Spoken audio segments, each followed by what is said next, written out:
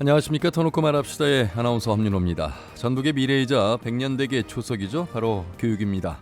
지난해엔 대입 정시 확대부터 자율형 사립고 문제, 또 고교 상피제와 사학 비리까지 유난히 교육 분야의 이슈가 많았던 해였습니다. 올해에도 작년과 연장선상으로 이어지는 현안들이 많을 것으로 보이는 가운데요. 이외에도 학력 신장과 학력 인구 감소에 따른 학교 통폐합, 또 선거법 개정에 따른 고3 유권자 시대 준비 등의 현안도 교육계 주목을 받을 것으로 예상됩니다. 오늘 터놓고 말합시다에서는 2020년 전북교육을 전망하다는 주제로 함께하겠습니다. 새해 전북의 교육정책의 내용과 주요 현안에 대한 다양한 시각과 해석을 통해서 전북교육이 한 단계 성장할 수 있는 방안은 무엇인지 토론해 보도록 하겠습니다. 터놓고 말합시다는 사전 녹음 방송으로 진행하고 있습니다. 아울러 유튜브에서 KBS 전주 종국이나 터놓고 말합시다를 검색하시면 실시간 보기와 다시 보기도 가능합니다. 많은 의견도 올려주시길 바라겠습니다. 본격적인 토론에 들어가기 앞서서 도민들은 전북의 교육 현안과 발전 방향에 대해 어떤 의견들을 갖고 계신지 김세별 리포터의 도민 인서트로 함께 들어보시죠. 학생부 종합전형을 줄이는 것에 대해서 정권 바뀔 때마다 정책이 달라지니까 학생들만 피해를 보는 것 같아요. 일관성 있는 정책이 있었으면 합니다. 작년에는 상상고 문제가 가장 큰 이슈였던 것 같아요. 정부가 자사고나 외고를 없앤다고 했는데 서열화 문제도 있지만 수월성 교육에 대한 요구도 있기 때문에 반발 의견도 충분히 들어봐야 될 것 같아요. 제가 학부모 입장에서 봤을 때 완산 학원 사학 비리와 교직원들에 관련된 학생 답안지 수정 같은 문제는 엄청 화가 나더라고요. 이런 문제가 다시는 발생되지 않도록 엄정하고 단호한 대처가 필요하다고 생각됩니다. 곧 선거법이 개정되면 만 18세도 선거를 하게 되는데요. 처음에는 좀 혼란도 있을 거라고 생각이 들어요. 학생들이 선거의 중요함이나 개념을 정립하고 나서 유권자의 권리를 행사하도록 교육을 좀 서둘러야 할 것 같아요. 학생들 학력 신장에 힘을 좀 기울여줬으면 좋겠다. 전북 인재로서 자라났으면 좋겠다. 학교에서 이렇게 인성교육이 이제 이루어지는데 초점이 어떤 지식 위주로 이렇게 초점이 잡혀 있잖아요. 그래서 이렇게 예의범절 그런 것도 좀 교육이 있었으면 좋겠고. 우리 지역에서 학교를 나온 청년들이 다른 지역으로 가지 않고 전라북도에서도 만족스럽게 취직을 잘해서 전라북도를 이끄는 인재가 되었으면 좋겠습니다. 기업하고 학교가 연계가 잘 되었으면 좋겠어요. 학교 폭력이 없고 안전한 환경에서 아이들이 교육을 받았으면, 또 요새는 미세먼지가 많으니까 그런 부분에서도 좀 안심할 수 있는 학교 환경을 만들어 주셨으면 좋겠습니다. 네, 도민들이 생각하는 전북의 교육 현안과 발전 방향에 대한 목소리 들으셨습니다. 오늘 이 내용 세 분과 함께 토론해 보도록 하겠습니다. 먼저 전라북도 교육청의 정옥희 대변인 어서 오십시오. 네, 안녕하세요. 네, 반갑습니다. 자, 그리고 전주교원단체총연합회 김용현 회장님 어서 오세요. 네, 안녕하세요. 네, 그리고 전북교육연구소의 남궁윤 소장님 반갑습니다. 네, 반갑습니다. 예, 세 분도 인사 나누시죠. 네, 반갑습니다. 예. 네, 반갑습니다. 네. 대변인님, 교육 현안이 정치, 경제, 사회, 문화 여러 분야가 있습니다만 참 교육 현안이 굉장히 많은 것 같아서 대변인 하시기도 쉽지 않았겠다 이런 생각도 듭니다. 네, 지나간 시간 생각해 보면 예. 다루지 않은 주제가 없는 것 같아요. 그러니까요. 네, 특히 사회가 발전하고 또 복잡해질수록 교육도 각 영역에 다 민감하게 관련된 그렇죠. 것들이 많아서 예. 네, 저희들도 굉장히 고민스럽습니다. 예. 김승환 교육감이 이제 10년 차가 되셨습니다. 지금 함께 하신 지가 이제 6년 차. 네. 예, 이제 뭐 거의 절반 이상을 함께 네. 해오셔서 김승환 교육감 호 2020년 한 해 계획도 궁금합니다만 그동안의 어떤 성과라고 할까요? 예. 돌아본 시간을 좀 이렇게 정리하신다면요. 뭐 여기서 성과를 나열하기보다는 예. 간략하게 두 가지를 말씀드릴 수 있을 것 같아요. 하나는 이제 행정적인 면에서 예. 공정하고 투명하게 행정하겠다라는 원칙에 있어서는 흔들림 없이 나오지 않았느냐. 물론 작년에 잠깐 청년 지수가 떨어진 부분이 있었는데 예. 그 부분은 작년에 이제 우리 사학 비리 걸 관련해서 이제 보도가 워낙 많이 되다 보니까 그렇죠. 예, 그게 감점이 좀 되었고, 또 전직 교육감님의 구속도 예, 영향을 줬던 것 같아요. 예. 근데 그 첫 번째 그 행정 분야에 있어서의 제가 공정하고 투명하게 행정을 하겠다라는 원칙은 나름 성공적으로 했다고 생각하고요. 아하. 두 번째 이제 교육 분야일 텐데 전북교육청이 가장 중시하고 있는 부분은 아이들의 배움이거든요. 예. 그리고 학교를 좀 더 민주적이고 자율적으로 운영할 수 있도록 지원하는 거. 그 부분에 대한 평가는 도민들과 또 정책을 입안하는 사람 입장에 다를 수는 있다고 생각하는데 예. 작년에 교육부에서 국가 수준 성취도 평가하면서 학생들의 그 행복도 조사를 했는데 2013년부터 19년도까지의 기간을 동안 아이들의 행복도가 22.6%나 상승을 했어요. 그건 뭐 여러 가지 요인이 있겠지만 적어도 근 10년 동안 전국에 있는 우리가 흔히 말하는 진보 교육감님들이 혁신 교육을 하면서 아이들의 행복, 아이들의 생활에 조금은 관심을 갖고 노력한 결과가 아닌가 저는 그렇게 생각합니다. 예. 자, 행정에 있어서의 청렴성 그리고 아이들의 행복한 혁신교육 이 두 가지를 말씀해 주셨습니다. 아이들의 행복 지수는 높아졌겠습니다만 학부모의 행복 지수도 높아졌을까? 여기에 대해서는 좀 네. 생각들이 다를 것 같아서 네.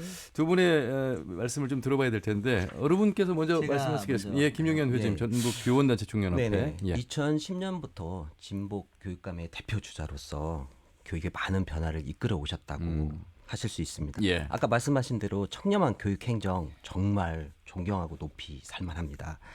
그리고 교육 정책의 면에서는 혁신 교육을 추진했기 때문에 교육의 본질을 추구하고 교육의 새로운 방향을 제시했다고 볼 수 있습니다. 이 점도 너무 높이 평가받아야 된다고 생각합니다. 하지만 혁신 교육에 너무 치중하다 보니까 예. 혁신 아닌 학교에 대한 지원과 배려가 조금은 아쉽지 않나 그런 생각이 들고요. 그 다음에 너무 학생 인권 조례, 학교 자치 조례로 민주적인 학교 운영을 위해 노력하셨지만 학생 인권 조례를 너무 강조하다 보니까 교권이 조금 약화됐지 않나, 무기력해졌지 않나 그런 생각도 있고요. 그 다음에 철학과 소신이 너무 명확하셔서 교육부하고 조금 마찰이 있었고, 그 다음에 지난번에 상상고, 자사고 재진정 문제는 이건 조금 형평성에 좀 어긋난다. 이런 좀 실망이 있어서 앞으로는 중요 현안에 대해서 이렇게 시민단체나 교육단체하고 많은 예. 소통을 해주셨으면 좋겠습니다. 예. 칭찬을 해주는 듯 하더니 이제 또 아니, 많이 나름 칭찬, 네, 네. 평가를 또 해주셨는데 네, 네. 뭐 차이가 있을 수 있습니다. 공과가 그래서, 있으니까요. 예, 네. 그렇죠. 공과가 네. 있는데 아마 뭐 동의하시는 분들도 청취자분들 중에 계실 거고 네, 네. 또 그렇지 않는 분들도 계시겠습니다만 어쨌든 교육의 큰 두 가지 성과에 대해서는 인정을 지금 네, 하고 네. 계시다 이런 네, 네, 말씀이시고 네. 남궁유 소장님은 어떻게 좀 평가하시겠습니까? 10년은 뭐 다 평가하시기는 어렵겠습니다만 그래도 바라보는 방향 한번 듣고 싶습니다. 그 타 시도에 비해서 어떤 학생들의 인권 문제라든가 학교 자체라든가 그다음에 이제 그 보육 정책까지 이제 아울러가고 또 어떻게 보면 정부의 어떤 정책하고 대립각을 세우는 그런 여러 가지 면들이 있다 보니까 예. 일반 학부모들 입장에서는 좀 피로감도 느낄 수 있는 그런 부분이 있었을 거라고 생각이 됩니다. 그렇긴 예. 하지만은 그래도 이 정도의 지방 그 교육 자치를 그 면모를 갖추는 데는 김성 교육감의 어떤 영향력이라든가 그런 어떤 성과들 네. 시민사회단체 같은 경우에는 특히 좋은 평가를 내리고 있지 않는가. 물론 어떤 첨예한 그 어떤 그 갈등 문제 이런 부분에서는 어쨌든 간에 그 정책에 대해서 호불호가 분명히 그렇죠. 갈리기 때문에 예. 그러긴 하지만 그 어떤 교육 철학이라든가 또 보편적 어떤 교육이라든가 그런 관점에서 보면 그러한 어떤 갈등들은 어떤 의사 결정 과정에서 예. 필연의 과정이라고 볼 수 있지 않는가 그런 생각도 듭니다. 예. 네. 10년 동안 이어져 온 소신을 바라보면 마무리까지 변하지는 않겠다 이런 생각도 듭니다. 물론 호불호는 있습니다만. 네네. 예. 자, 그러면 올해 2020년 경자년 전북교육청은 어떤 사업에 어떤 분야에 역점을 두고 있을까 좀 들어보겠습니다. 뭔가 새롭게 정책을 발굴하거나 추진할 것보다는 기존에 해왔던 것들을 좀 더 섬세하게 들여다보는 일을 해야 될 것 같습니다. 그래서 올해 그 신년 기자간담회에서도 그런 말씀을 하셨습니다. 우리가 해왔던 정책들을 좀 더 깊이 있게 한번 들여다보겠다. 특히 이제 대입제도가 약간 작년에는 유동을 쳤지 않습니까? 그렇죠. 특히 이제 정시 확대 부분에 대한 불안감도 있을 텐데, 예. 그래서 저희가 이제 진학이나 진로 부분에 대한 정책들을 좀 꼼꼼하게 들여다보면서 우려하는 부분들이 없나.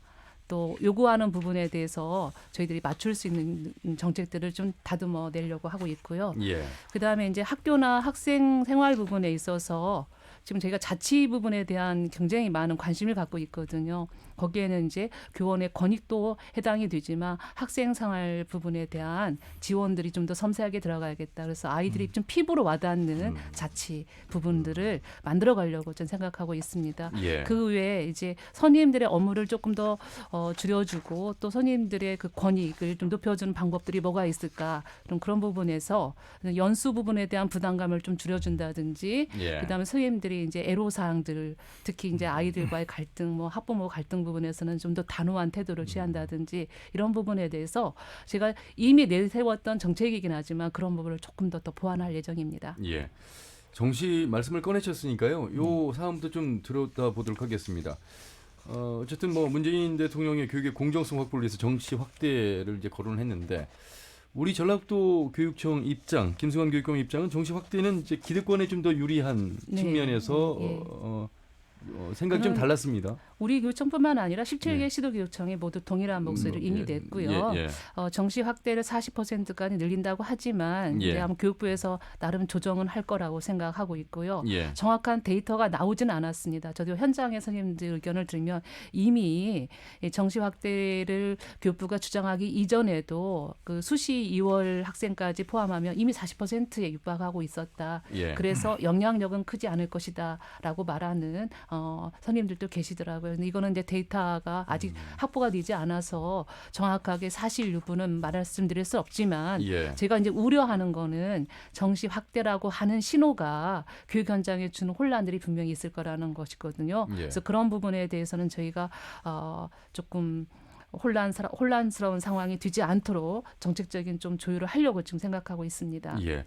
뭐 학부모들 찬반 입장으로 나눈 가운데 지금 전교조와 전국 70여 개 교육단체 반대 입장을 밝혔는데 남국윤 소장님의 생각은 어떠세요? 그 입시 관련 그 공론화 그 위원회에서도조차도 예. 그게 물론 그 당시에 이제 40%를 이렇게 확대하는 게 좀 좋겠다 그런 조정안을 냈지만은 예. 그게 유보적으로 이제 그 지지받지 못했던 이유가 뭐냐면 그렇게 퍼센테이지를 갑자기 늘렸을 때 현장에 미치는 영향력이 너무 크다고 본 거죠. 그래서 지금 현재 30% 정도로 했을 때도 사실 입시 현장에서는 상당히 그 왜곡된 그 공교육이 왜곡된 그런 부분들이 많은데 만약에 40% 확대하게 되면 현장에 있는 그 고등학교 입시 이 현장들은 상당히 도구 과목에 치중해서 결국에는 공교육이 더 왜곡될 수 있는 소지가 너무 많지 않느냐. 이렇게 이제 문제풀이식 수업에 그렇습니다. 학습에 더 치중해야 된다 이런 말씀이죠. 그리고 이제 그 지방이라든가 특히 농어촌 학교들이 많은 전라북도 같은 경우에는 학생들이 대학 진학의 통로들이 더 좁아질 것이다. 그런 염려들을 많이 하고 있습니다. 예. 김영희 회장님. 그동안 전북의 경우 학종 의존도가 너무 많았거든요. 3년간 서울대 합격자가 있는 도내 지역이 14군데 중에 12곳이고 학종 우세 지역이 11곳이나 되었거든요. 그런데 정시가 확대되면 수도권이나 자사고, 특목고가 유리하고 우리 전북은 좀 그 40%까지 확대되면 많이 이렇게 불리할 수밖에 없고 수도권 대학의 입학의 길이 조금 좁아지거든요. 이 부분은 같은 생각이시나요? 네네, 같아요. 그런데 지금 학종이 지금 대입제도 공정성 방안을 통해서 학종에서 반영하는 외부 요인이 축소됐기 때문에 이 학종을 조금 더 이렇게 고사시키지 말고 그 틀을 계속 유지하면서 현장에서 뿌리가 이렇게 깊이 박힐 수 있도록 이렇게 해야 되는데 갑자기 이렇게 40%가 되다 보니까 저희 교총에서도 문제가 많다고 이렇게 생각이 되고요. 저 전라북도는 학종뿐만 아니라 정시에도 같이 반반 시대가 되기 때문에 정시 수시 반반 시대가 되기 때문에 둘 다 이렇게 두 마리 토끼를 잡기 위해서 더욱 많은 노력이 필요하다고 생각됩니다. 예, 대학 수학능력 시험이 이제 94년부터 도입이 됐으니까 그 이후에 이 수시와 정시가 이제 여러 차례 이제 비중이 바뀌어 왔습니다. 사실 이제 혼란스러운 건 이제 학생들일 텐데 이렇게 정부의 정책과 또 각 시도 교육청의 방향이 좀 더 다른 가운데서 어떻게 좀 더 대안을 찾아야 되고 학생들은 어떻게 좀 준비를 해야 되는 것인가? 그런 부분에서 교육청이 좀 제시할 수 있는 방안이 있습니까? 그래서 이제 시도교육감 협의회에서 이제 교사들 중심으로 대입제도 개선 연구단이라는 걸 만들었어요. 예. 물론 그 전에도 교사들이 개개인의 목소리 또는 교원단체에서 수능 관련되어서 대입시와 관련되어서 뭐 개편안이라든지 방향성을 제시한 적은 있었지만 예. 이렇게 시도교육감 협의 차원에서 교사들 중심으로 개선안을 내는 적은 없었거든요. 근데 이게 이제 교육부가 받아들이지는 않았지만 지금 현재 요청하고 있는 건 앞으로 대입제도 개선안 만들 때는 교육부가 단도로 하지 말아라. 시도교육감 협의나 교사들과 함께 제도 개선에 대한 연구를 같이 하고 같이 만들어가자라는 요구를 해왔고 예. 교육부에 거기에 대해서는 긍정적인 화답을 한 것 같아요. 물론 이제 수능 제도라는 게 단기간에 바꿔질 거라고는 저도 생각하지 않습니다. 시간을 둬야 되거든요. 그래서 적어도 2028년도 정도에는 지금의 입시제도 틀로는 우리가 미래를 준비할 수 없다라는 암묵적인 동의가 있기 때문에 예. 지금하고 상당히 다른 방향으로 입시제도는 바뀌어져야 된다고 생각합니다. 예. 자, 기초학력 진단 검사 이야기를 좀 해보도록 하겠습니다. 이 기초학력 진단 검사는 이게 이제 지금 새롭게 나온 용어입니까? 아니 그 전에도 해왔었습니다. 그런데 네. 이것을 바라보는 시각이 좀 달랐던 겁니까? 교육부가 이제 작년에 기초학력 진단고사를 일제히 한번 실시하겠다라고 하다 보니까 예. 시도별로 이제 온도차가 있고 특히 이제 서울시 같은 경우는 뭐 초등학교 3학년, 뭐 중학교 뭐 1, 2학년에서 일제히 한번 해보겠다 해서 예. 아마 학교 현장에 저항감이 상당히 있었던 걸로 알고 있습니다. 이 전제가 이제 학습 부진하기 네, 때문에 학습에 더딤이 있는 아이들을 한번 진단해서 그 예. 아이들에 대한 지원을 좀 해보겠다라고 하는 취지는 있지만 제가 굉장히 우리 학교 현장에서 오랫동안 이 기초학력 부분에 대한 지도를 해왔고 수많은 실패 사례들이 저희들 단 있거든요. 예. 어떠한 방식을 하게 되면 실패한다. 근데 그 실패 방식을 되풀이한다는 측면에서 우려가 됐던 거죠. 예. 네. 그런데 지금 네. 현재 초등학교의 중간 기말고사를 안 보고 중학교 1학년 같은 경우는 자유학기제, 자유학년제가 실시되는 상황에서 학부모 입장에서는 깜깜하고 답답한 것이 또 사실이거든요. 예. 의사가 병을 치료하려면 환자의 상태를 진단하고 정확히 점검을 하고 나서 원인을 발견해서 이렇게 하듯이 진단평가가 정말 중요하다고 생각하거든요. 시험을 봐야만 진단을 제대로 할 수 있다. 그렇죠. 예. 물론 옛날식으로 일제 평가를 한다든지 예. 아니면 지식 위주의 평가를 하기에는 좀 한계가 있지만 그래도 국가 단위의 그런 기초 학력을 진단하고 해야 심층적으로 분석이 나오고 거기에 맞춰서 이렇게 예. 문제 해결 방안이 나오고 종합적인 대책이 나올 수 있다고 생각하기 때문에 예. 물론 도교육청 생각도 옳지만 학교에게 좀 자유 선택권을 좀 주면 어떠냐. 그런 현장의 목소리도 있는 지금 것 현재 같습니다. 학교 현장에 선택권을 주는 방식으로 지금 저희는 원칙이 정해져 있고요. 네네. 또 선생님들이 1차적으로 학생들을 관찰해서 그 기초학력 부진에 대한 진단을 하도록 되어 있고 그 관찰 결과 이 학생은 좀 심층적으로 진단이 필요한 경우에 한해서 제가 지금 지필평가라든 이런 방식으로 진단을 하고 있습니다. 근데 이걸 일제시로 하게 되었을 때는요. 자칫하면 아이들을 낙인하는 효과가 분명히 있거든요. 예. 그래서 그런 부분에 대한 우려도 솔직히 이 안에 있습니다. 알고 있습니다. 남궁영 소장님. 이제 그 일체 평가라는 것이 이제 물론 이렇게 학생들을 서열화 시켜서 이렇게 그 변별력을 어떤 그 찾자는 의도에서 아마 국가에서 만약에 그런 의도가 숨어 있다고 한다면 굉장히 위험한 거라고 생각이 되고요. 그 다음에 이제 그런 어떤 그 평가가 이루어진 다음에 문제는 이제 그런 문제의 어떤 학생들이 발견됐을 때 예. 어떤 인권이라든가 또 아이들에 대한 어떤 차별적 지원책을 통해서 그 문제를 개선하는 데는 그런 차원이라고는 문제가 없는데 예. 그것들이 이제 어떤 강제적인 방법에 의해서 어떤 처치를 한다든지 아니면 그것이 이제 어떤 교사의 평가와 관련돼 있다거나 또 각 시도 교육청을 평가하는 수단으로 예. 작동될 경우에는 이게 상당히 큰 문제가 될 수 있다. 그래서 그런 문제들은 정부가 단순히 그 알고 싶은 정보를 아는 것이 중요한 게 아니라 그런 학습 부진 상태에 있는 학생들이 예. 가능하면 저학년 때 그런 문해력이라든가 이런 문제를 해소할 수 있는 그런 어떤 기회를 갖는다는 면에서는 또 교육적으로 또 의미는 있다고 생각합니다.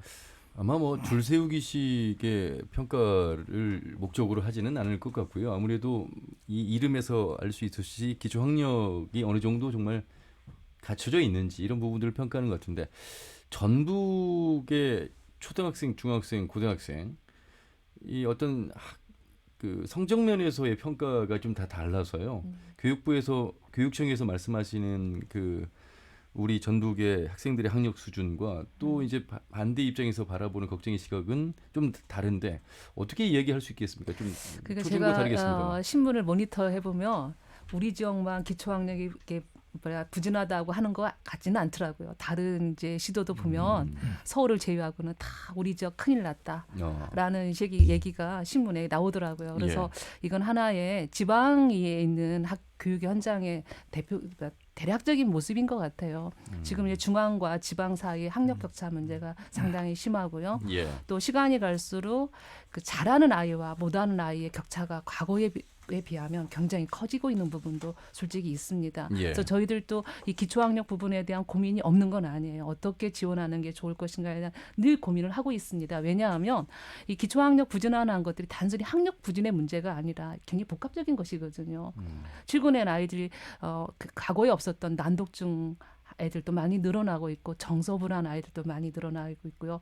뭐 주의집중 부분에서도 상당한 우리가 흔히 말하는 병적인 상태에 육박한 아이들도 늘어나고 있기 때문에 단순하게 학력이 부족하구나, 학교가 관심을 갖지 않아서 그러는구나라고 말할 수 없는 영역들이 늘어나고 있습니다. 그래서 이런 부분에 대한 제가 고민들을 하고 있고 들쓰리면 1:1 맞춤형 좀 더 세분화해서 들어가려고 노력을 하고 있지만 그런 거에 대한 충분한 지원을 하고 있지 못한 것도 현실인 걸 저도 잘 알고 있습니다. 그러나 들수록 그런 방향으로 가려고 정책들을 만들어가고 있다는 것만 좀 알아주시면 고맙겠습니다. 제가 작년에 보니까 도교육청에서도 많은 일을 하고 계시더라고요. 기초학력에서. 그래서 저희도 많이 이렇게 그래서 올해 이제 초등학교 같은 경우에는 이제 한 교실에 기초학력 전담을 하시는 교사님과 담임 교사가 같이 들어가서 이게 수업 중에 같이, 왜냐하면 우리 과거에는 공부 못하는 아이는 남아라라고 하는 식의 방식을 좀 폭력으로 썼지 않습니까? 이런 방식이 아닌 수업 시간에 학력이 좀 더딘 아이들은 그 선생님이 같이 들어가서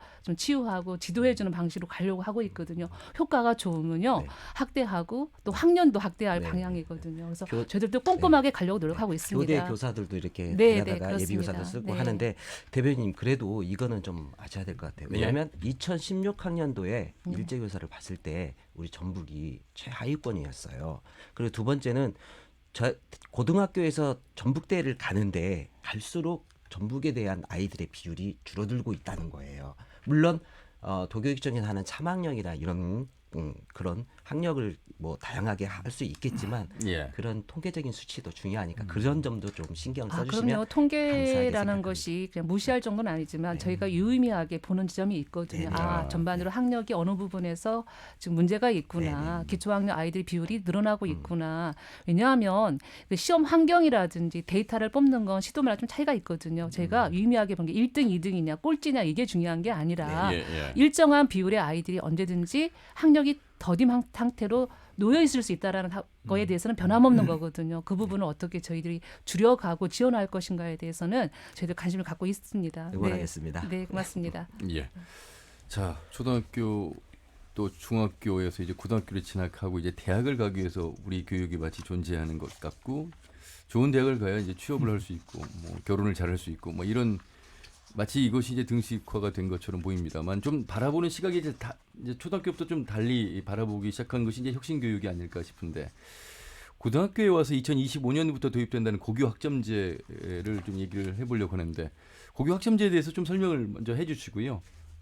그리고 좀 말씀을 한번 들어보도록 하겠습니다. 요즘엔 저기 학부모님들 대부분 대학을 많이 이제 경험을 하셨으니까 대학에서 학점 따시는 방식을 생각하시면 좋을 것 같아요. 아이들이 이제 선택 과목들을 좀 더 다양하게 고를 수 있다라는 점, 그리고 거기에서 취득한 학점이 일정한 수준이 되면 졸업할 수 있는 자격을 준다는 뭐 그 정도 생각하시면 될 것 같아요. 그러니까 지금보다 아이들한테 과목 선택권을 부여하고 그 과목 선택권에서 일정한 학점이 이수가 되면 졸업할 수 있도록 보장해주는 제도라고 생각하시면 좋겠습니다. 그게 대입하고는 어떤 연관성이 있습니까? 있죠. 왜냐하면 지금 우리가 그 수능에서 예를 들면 국어, 영어, 수학을 제외하고 나머지 사회나 과학 과목 같은 경우는 선택 과목제거든요.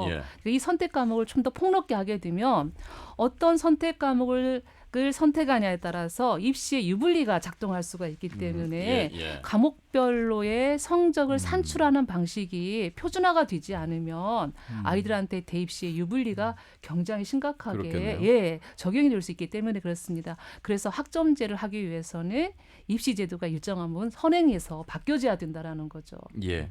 두 분의 말씀도 좀 들어보죠. 근데 고교 학점제 그 취지가 타당하더라도 그 시행 방안 및 수준, 평가 체제, 교육 여건들에 대한 청사진이 아직 완벽하게 이루어지지 네, 맞습니다. 않았잖아요. 네. 고교 학점제가 제대로 되려면 다양한 교과를 개설해야 되고요.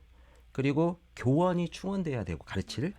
그리고 시설 면에서도 좀 있어야 되는데 오히려 지금 현재 고교에서는 교원이나 시설 쪽에서 지금 현재 교육과정을 운영하기에도 너무 급급한 상황이거든요.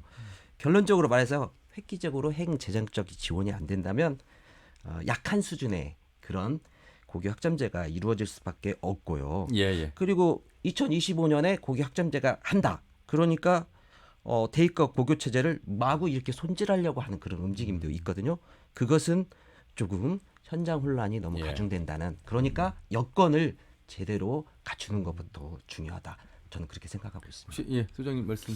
그러니까 지금 이게 그 고교 학점제가 이게 성공하려면은 그만큼 이제 학교에 그 학생들의 선택권도 늘어가야 되고 또 그리고 학교 자체라든가 이런 부분들이 폭이 더 넓어져야 될 텐데 그 대통령께서 뭐 그 저 정시를 40%로 이렇게 확대한다고 그러니까 이게 이제 코드가 잘 맞지 않는 거죠. 입시는 상당히 입시에 대한 과목에 대한 부담을 이렇게 많이 주면서 또 나름대로 그 어떤 학생들의 선택권을 준다는 게 이게 맞지 않는 거죠. 그래서 현장에 있는 교사들이나 학생들이 이 고교 학점제에 대해서 그렇게 아주 뭐 신뢰하는 어떤 정책이라고 그렇게 바라보는 것 같지는 않아요. 자, 이 고교 학점제가 도입이 2025년입니다. 2025년이 도입될 때 이제 자사고 외고가 일반고로 전환하는 어떤 정책과 맞물려 있는 건데 우리 지역 안으로 이제 들어와서 좀 살펴봐야 될 것 같습니다. 사실 이제 상산고등학교가 교육부 이제 부동의를 얻으면서 유지가 됐습니다. 그것이 이제 앞으로 2024년까지죠.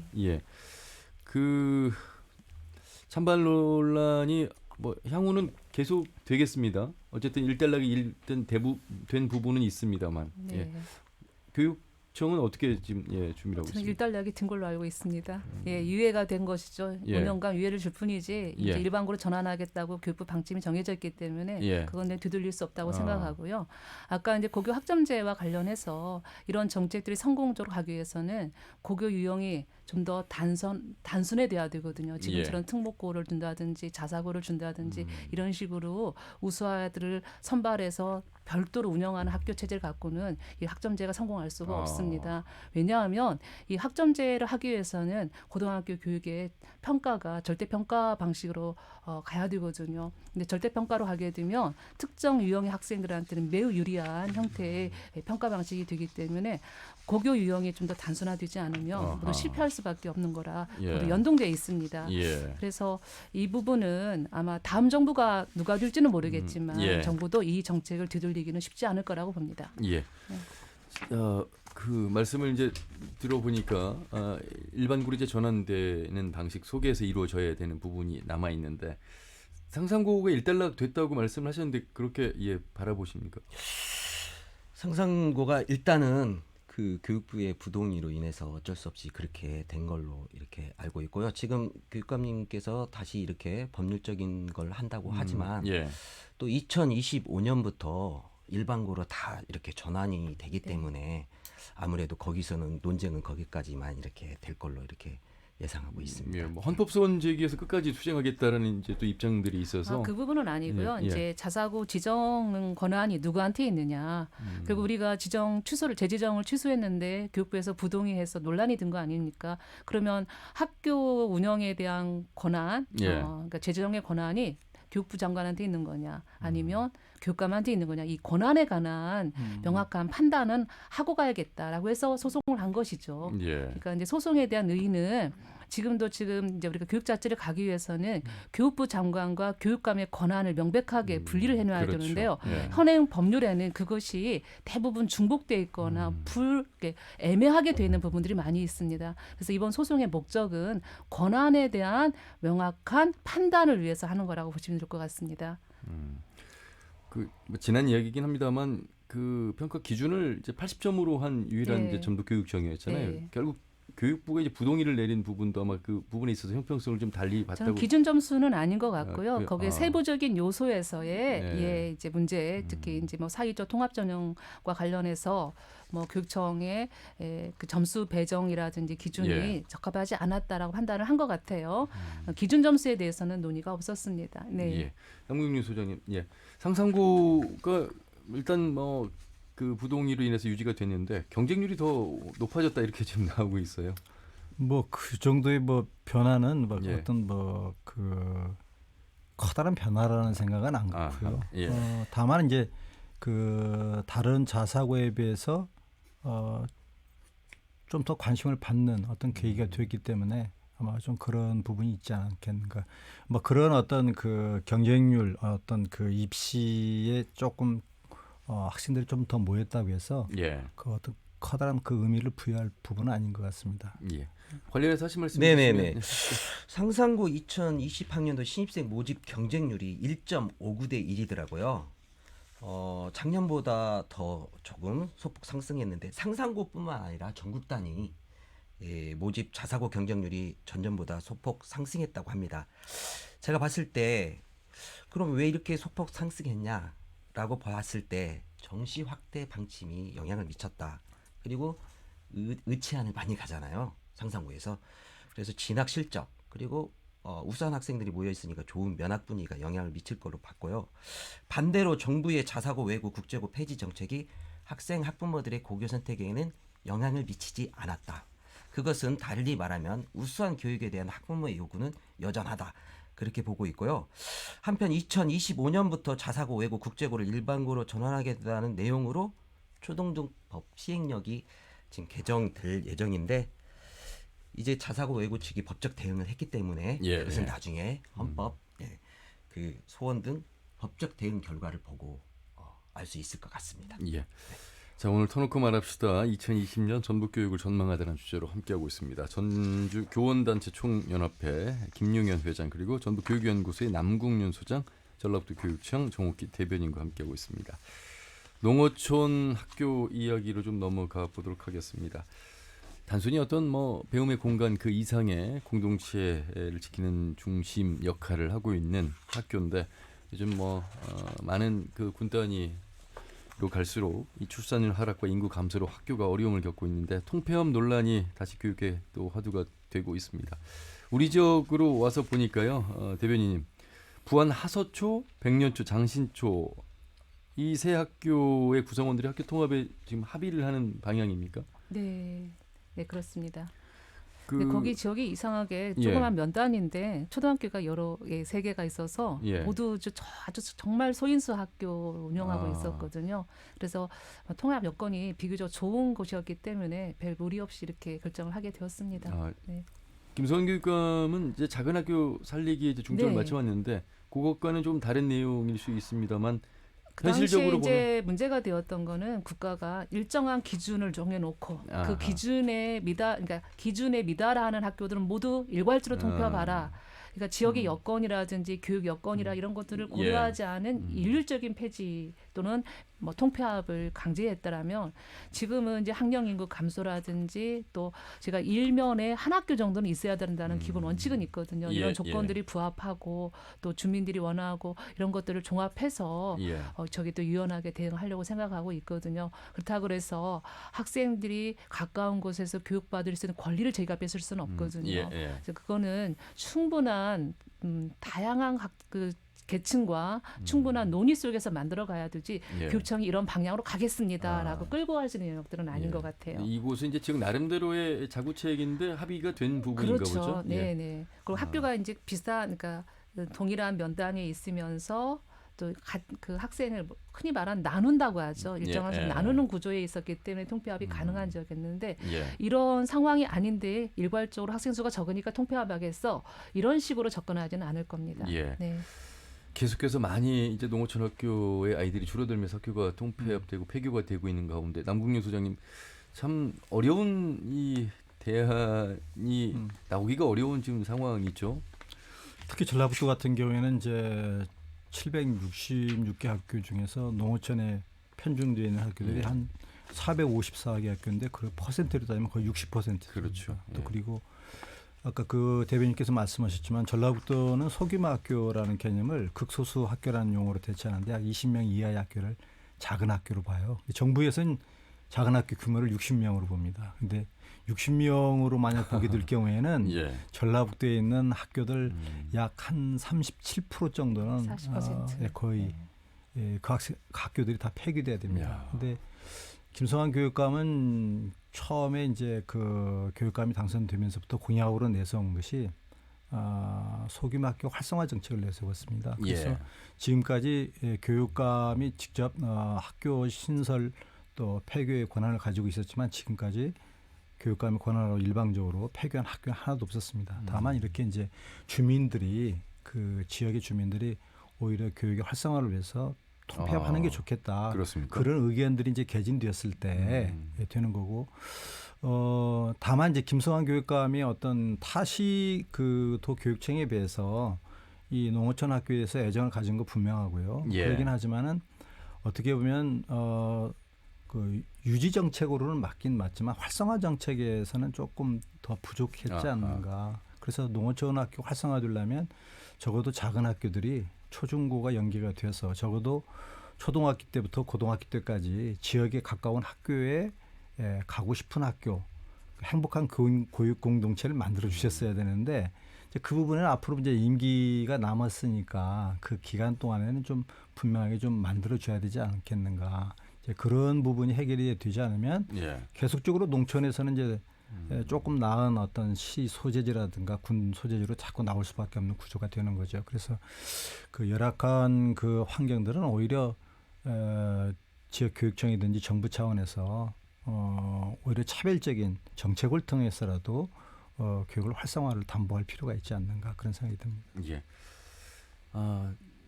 다문화 가정이 좀 이제 늘어나고 있어서 사실 이제 여러 대안들을 이제 찾고 있습니다만 그 더 많이 정착할 수 있도록 이제 그 주변에서 이제 다시 살펴보는 그런 이제 시기가 된 것 같은데 김용현 회장님 보시기에 이 농어촌 교육 그리고 또 이제 원도심의 이제 공동화로 인한 적은 학생 수 문제 이런 부분들이 이제 다문화 가정 또 아울러서 다른 대안들이 있다면 어떤 대안이 있다고 좀 보십니까?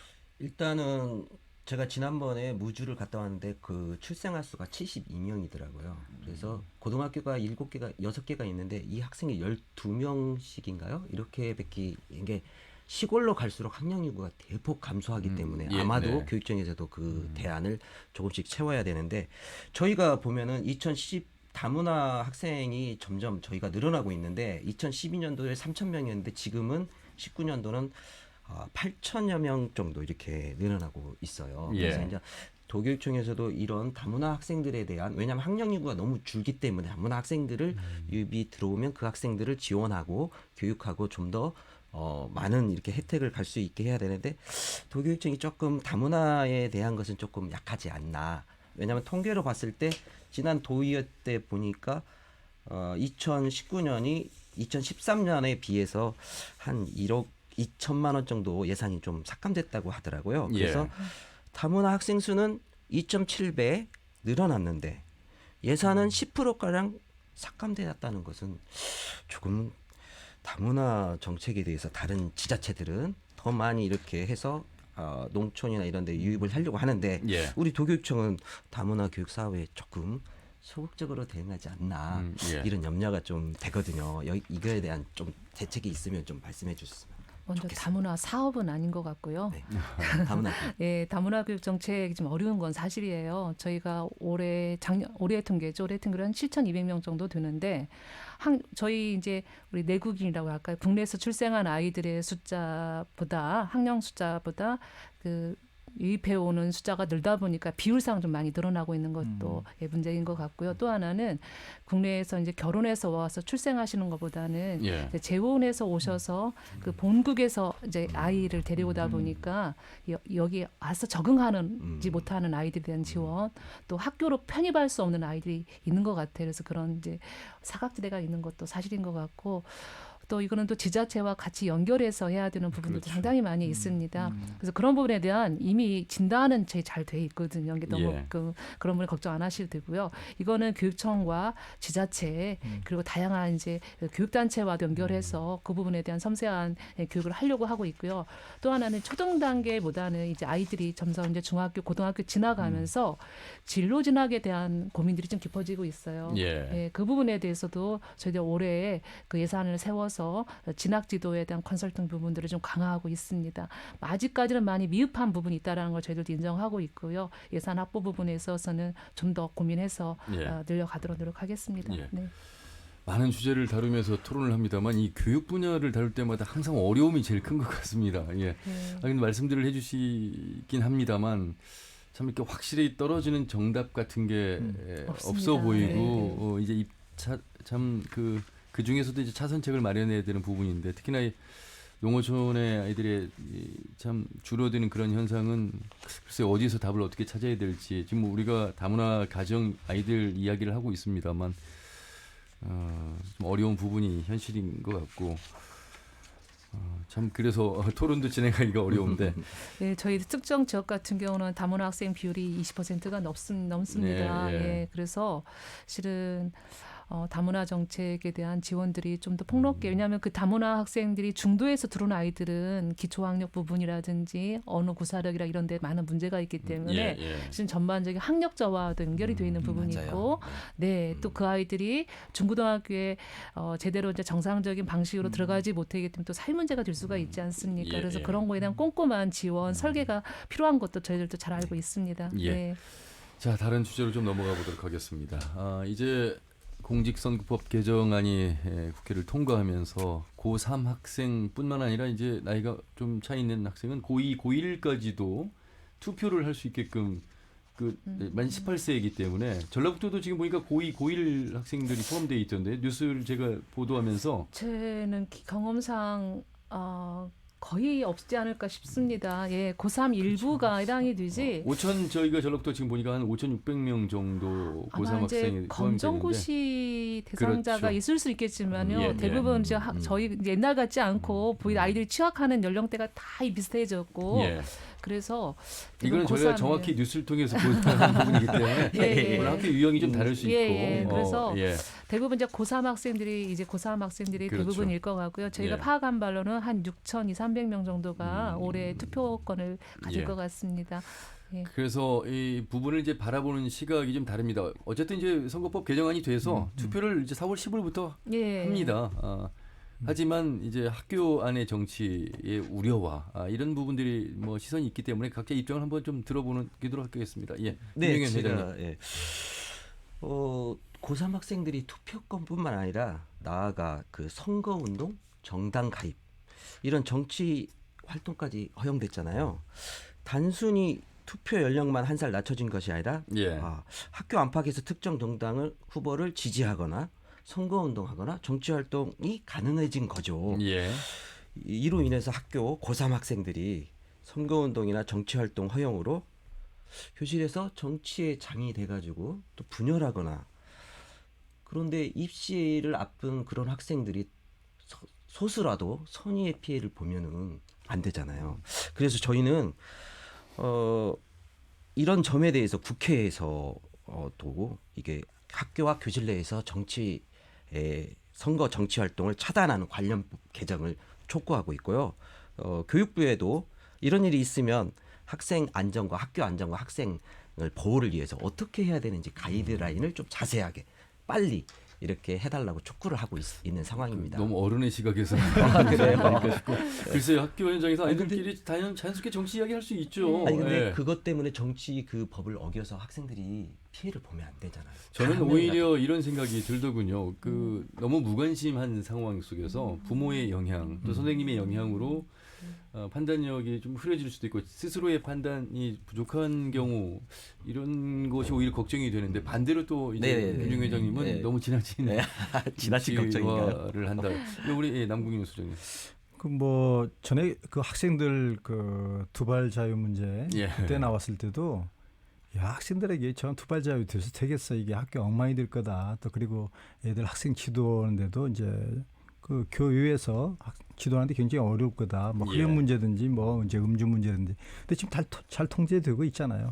아이들이 머리 길러서 지금 문제가 되는 건 아니잖아요. 그래서 우리가 그동안에 그걸 담론으로 못 담았던 거죠. 그 두발 자유라든가 또 학생의 인권이라든가 이런 문제를 다루지 못했는데 저는 정치적인 행위도 잘할 거라고 생각이 돼요. 이미 1960년대에 4.19 그 의거에 걔네들이 그 저기 중고등학생들도 그때 그 사회 변동의 주역이 됐었거든요. 저는 그래서 그 고등학교 3학년 정도라고 한다면 적어도 그 어떤 그 아이들의 어떤 그 학력이든지 또 아니면 사회를 바라보는 그런 안목이라든지 또 어떤 정치적인 참여 이런 부분들은 오히려 그 선거 연령이 낮아짐으로 인해서 그동안에 그 정치권에서 무관심하게 바라봤던 이 청소년들의 그런 어떤 정치적인 행위들을 더 관심 있게 바라보기 때문에 정치인들이 아마 어떤 새로운 이슈로서 더 개발할 수 있는 기회가 되지 않겠는가. 저는 그런 면에서 굉장히 그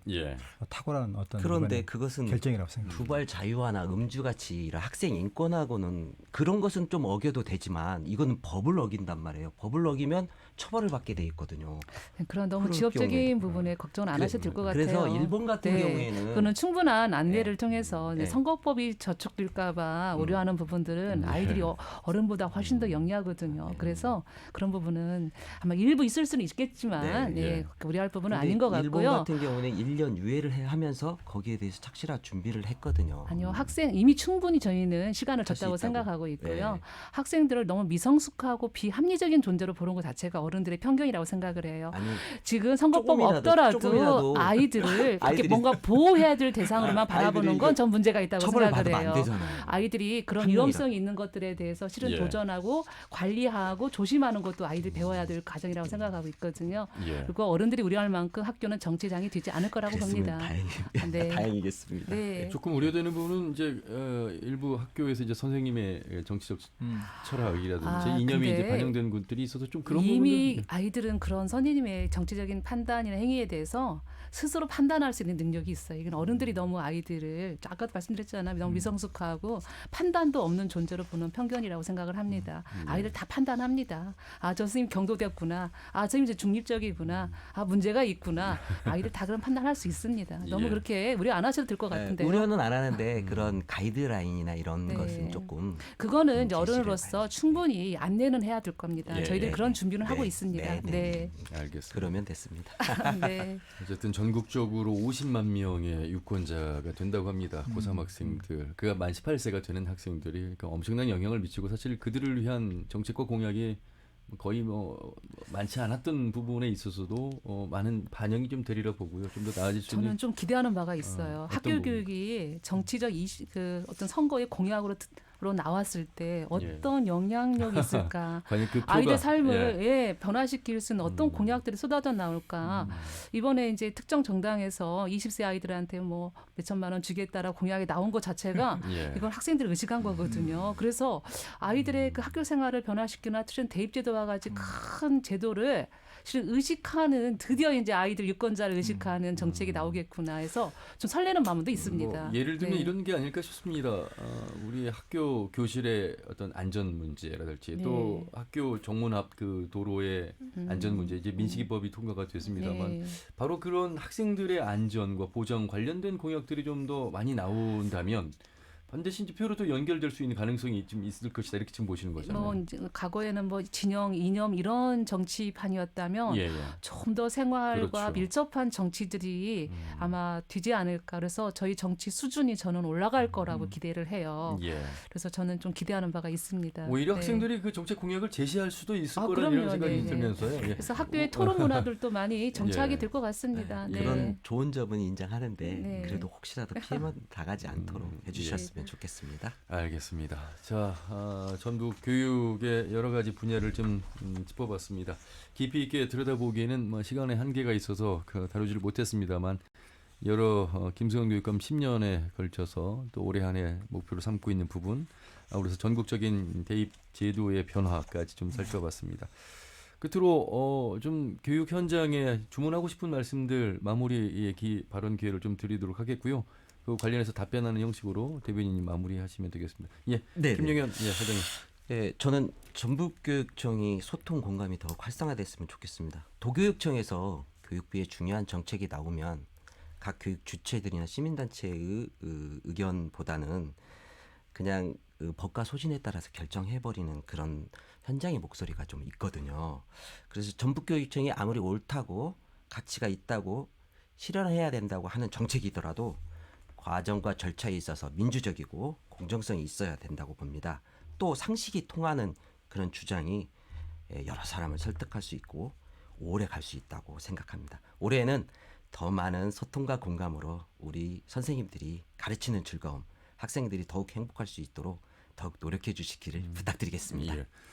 교총에서 나오셨는데 굉장히 부드럽게 말씀을 해주셔서 좋은 관계를 유지하면서 교육청을 계속 좀 당연히 소통과 공감의 교육이야 뭐 저희들이 항상 추구해야 될 부분이기 때문에 더욱 노력하겠습니다. 네, 고맙습니다. 남궁윤 소장님. 그 전라북도 교육청의 그 캐치프레이즈가 뭐냐면 아이들이 가고 싶은 학교, 또 행복한 교육 공동체 얘기하는데 올해는 학교 자체가 제대로 이루어져서 그 아이들이 정말 행복하게 생각하는 학교 생활이 이루어지고 또 아이들한테 모처럼 선거권도 주어지고 그랬으니까 그런 어떤 자치의 발판들이 어떤 민주적인 어떤 시민으로서 그 나가는 출구로서 전라북도 교육청이 그런 공간들을 만들어 주었으면 좋겠습니다. 예. 자, 뭐 이외에도 사학 관련해서 비리 또 학교 폭력 해마다 좀 반복되고 있는 부분들이 있어서 두루두루 좀 살펴야 할 분야가 좀 많을 것 같습니다, 대변인님. 예. 올해 중점적으로 추진할 정책 중에 하나가 학교자치입니다. 근데 학교자치는 다른 정책과 달리 실은 교사들의 역량이 굉장히 많이 필요한 부분이고요. 이거는 저희가 지원은 하겠지만 교육청이 만들어갈 수 없는 정책이기도 한 것 같습니다.